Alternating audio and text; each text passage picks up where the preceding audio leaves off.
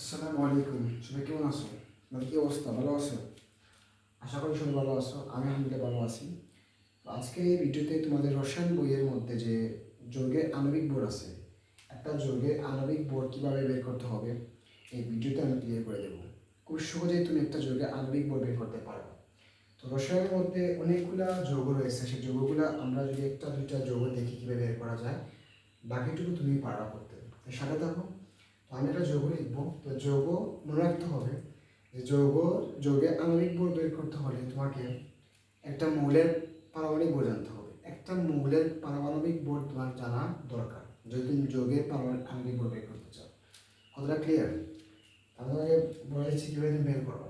তো আমি একটা এক্সাম্পল তোমাকে দিচ্ছি। যেমন আমি যদি বের করতে চাই, এটা হচ্ছে কি বলতো, H2SO4।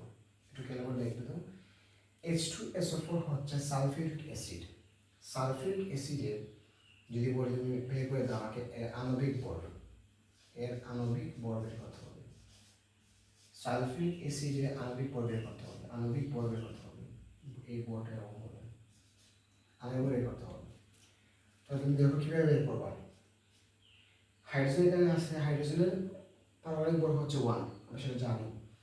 হাইড্রোজেন আছে দুটো, 1 × 2, মানে যা থাকবে তা তুমি গুণ দিয়ে দিবা। দুইটা হাইড্রোজেন আছে আমার, আমি একের সাথে 2 গুণ দিছি। তারপর প্লাস দিবা, দিয়ে তারপর কি করবা, সালফার হচ্ছে এটা সালফার। সালফারের পারমাণবিক ভর হচ্ছে 32। কত? 32। সালফার যদি 32 হয়, সালফার তো একটাই আছে, সালফার একটাই আছে, তার মানে সালফারের সাথে 1 গুণ হবে, একটা সালফার আছে। তারপর প্লাস, মানে আমি এড করতেছি, যোগ করতেছি, এড করবো। অক্সিজেন আছে, অক্সিজেন আছে 4টা, কিন্তু অক্সিজেনের পারমাণবিক ভর কত? অক্সিজেনের পারমাণবিক ভর হচ্ছে 16। কত আছে? 16। তো 16-র সাথে অক্সিজেন কয়টা আছে? 4টা আছে অক্সিজেন। তাহলে অক্সিজেনের সাথে তুমি 4 গুণ দিয়ে দেবা সোজা। তাহলে এখানে কি হিসাব করলে আসবে? 2 একে 2 প্লাস 32 একে 32 প্লাস 4 কত? 64। এটা ক্যালকুলেশন করবা তুমি সুন্দর করে। যদি এটা হিসাব নিকাশ করে দাও তাহলে তুমি কি পাইবা? তুমি পাইবা এখান থেকে যোগ করলে কত আসবে বলতে পারবা কেউ? মানে ক্যালকুলেশন করলে চলে আসবে 98 আসবে। 98 গ্রাম হচ্ছে, মানে গ্রাম দিয়ে দিবা সামনে পরে। তাহলে সালফিউরিক অ্যাসিডের আণবিক ভর হলো আমার 98। ওইটা খুবই সহজ। তুমি যদি মৌলের ভর জানো, মৌলের ভর জানলে মানে একটা মৌলিক পদার্থের তুমি যদি ভর জানো না, তুমি যৌগের আণবিক ভর বের করতে পারবা। এটা হচ্ছে যৌগ, এটা হচ্ছে যৌগ, খুবই সহজভাবে তুমি করতে পারবা। ঠিক আছে, এটা কোনো কঠিন কিছু না। আমি আর একটা উদাহরণ তোমাকে দিচ্ছি, তোমাকে আরেকটা এক্সাম্পল দিচ্ছি তুমি কীভাবে বের করবা। এটা সারা দেখো আমার। যদি আমি বলি এখানে নাইট্রিক অ্যাসিড যদি বলি, মানে HNO3 যদি বলি, নাইট্রিক অ্যাসিড, এটা হচ্ছে নাইট্রিক অ্যাসিড। ওইটা তুমি কি বের করবা? আণবিক ভর, আণবিক ভর। নাইট্রিক অ্যাসিড আণবিক ভর তুমি নিমেষেই 2 মিনিট লাগবে না, তুমি 1 মিনিটের মধ্যে বের করতে পারবা। ঠিক আছে, তো খুব সহজে তুমি যদি ভর জানো। হাইড্রোজেনের ভর হচ্ছে 1, হাইড্রোজেন মাত্র একটা আছে, 1। ঠিক আছে তো। তারপর নাইট্রোজেন আছে কত? 14 আছে। 14 হচ্ছে নাইট্রোজেনের পারমাণবিক ভর হচ্ছে। 14-এর সাথে তুমি গুণ দিবা কত বলো তো? তুমি এখানে একটা নাইট্রোজেন মাত্র আছে, তুমি একটা দিয়ে গুণ দাও, তার প্লাস দিয়ে দাও। অক্সিজেন আছে তোমার 16 আছে। কত আছে অক্সিজেন? অক্সিজেন আছে 16 আছে। আর অক্সিজেন আছে মাত্র 3টা। অক্সিজেনের ভর হচ্ছে 16, মানে আর 3টা তুমি সারা দিয়ে দিলা গুণ, তারপর তুমি কত পাইছো? 1 একে 1, তারপর তুমি 14 একে 14, আর তুমি 3 পাইছো 48। ওরা তুমি যোগ করে দেবা, দেবা কত আসবে তোমার? যোগ করে তুমি যদি ক্যালকুলেশন করো তো কত যোগ করে আসবে আমি দেখে দিচ্ছি। 1 প্লাস 14 প্লাস কত? 48। এই তো 63 চলে এসেছে। কত এসে এটা? 63 আসতেছে। তাহলে এই নাইট্রিক অ্যাসিডের পারমাণবিক ভর হচ্ছে কত? 63 হচ্ছে।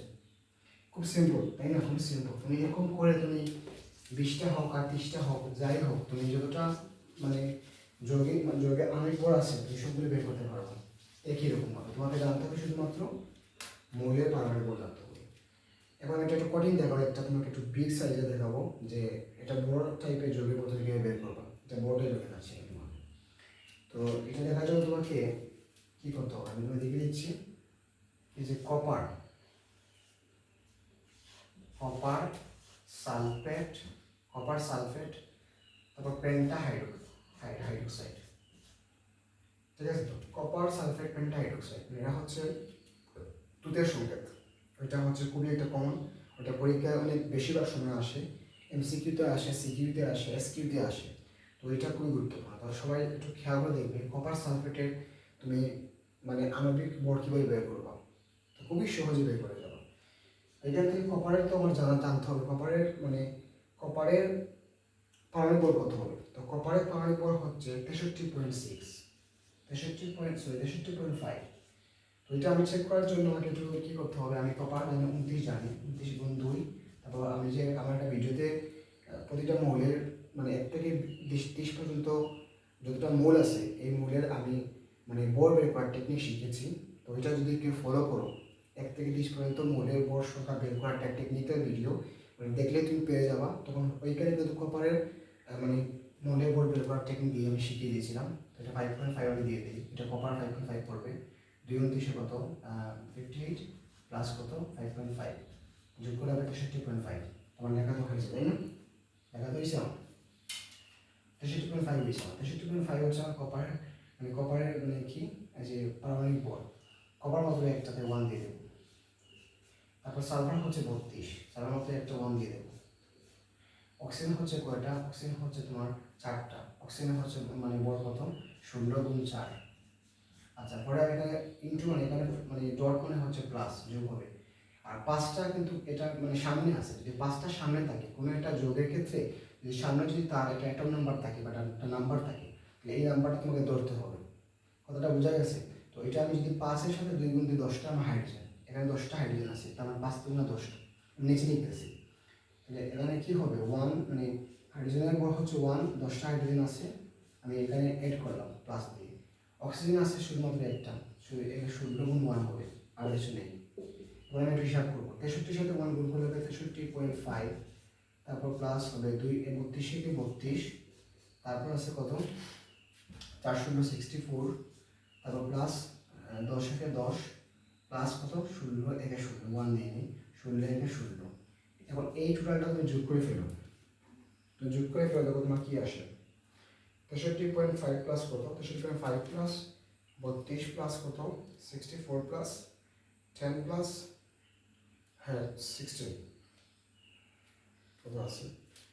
আচ্ছা এটা একটা মিস্টেক করে ফেলেছি, ওইটা আমি একটু খেয়াল আসে নাই। তোমরা এটা মানে যোগ করো বলি 16 একটা অক্সিজেন দিয়েছিলাম এখানে, এটা এখানে একটা অক্সিজেন না, এটা হয় না হবে না। অক্সিজেন আছে টোটাল কয়টা 5টা আছে। ওই যে বললাম না যে 5-এর সাথে অক্সিজেন তোমার কয়টা আছে 5টা আছে, মানে 5 × 10টা হাইড্রোজেন লিখে ফেললাম, তাহলে অক্সিজেন আছে 5টা, আমি একটা দিয়ে দিয়েছিলাম। তোমরা অক্সিজেন দিকে 5টা দেবে, অক্সিজেন 5টা আছে এখানে। 5টা হলে কত হবে 5 হলে কত 80 হবে। 5 হলে কত হবে আমাকে বলো 80 হবে স্যার। 5 হলে যদি 80 হয় তাইলে এখন তুমি যোগ করে আবার একটু পুনরায় যোগ করে ফেলো। পুনরায় যোগ করলে কত আসবে তোমার আমাকে একটু বলো কত আসবে 249.5। ওইটা হচ্ছে আমার তুতের সংখ্যা মানে তুতের আণবিক ভর। কপার সালফেট পেন্টাহাইড্রোক্সাইডের আণবিক ভর হচ্ছে 249.5 গ্রাম। এটা হচ্ছে আণবিক ভর, এটা কিন্তু খুবই গুরুত্বপূর্ণ। তো এরকম করে তুমি প্রতিটা মৌলের মানে প্রতিটি যৌগের আণবিক ভর তুমি নিমেষেই 2 থেকে 3 মিনিটের মধ্যে তুমি একদম শেষ করে ফেলবা, কোনো ধরনের টেনশন নেই। খুব সহজে তুমি বারবার ভিডিও দেখবা, বুঝবা, না বুঝলে আমাকে কমেন্টে বলবা। ভালো থাকবা, দেখা হবে অন্য কোনো ভিডিওতে। সবাই ভালো থাকবা, সুস্থ থাকবা, আল্লাহ হাফিজ।